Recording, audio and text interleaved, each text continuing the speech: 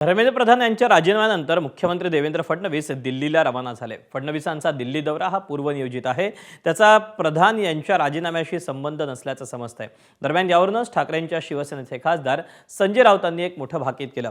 फडणवीसांना दिल्लीत बोलावलं याचा अर्थ ते फडणवीस कदाचित केंद्रीय शिक्षण मंत्री होऊ शकतात असं राऊत म्हणाले.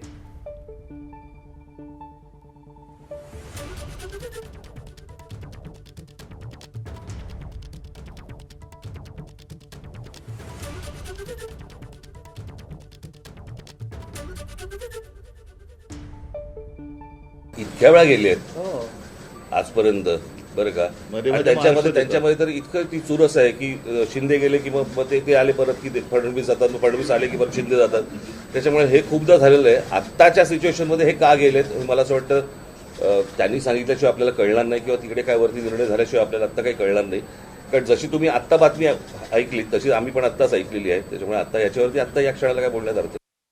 कदाचित मला असंही वाटतंय की धर्मेंद्र प्रधान यांच्या जागी नवीन शिक्षण मंत्री म्हणून देवेंद्र फडणवीस यांना संधी मिळू शकते.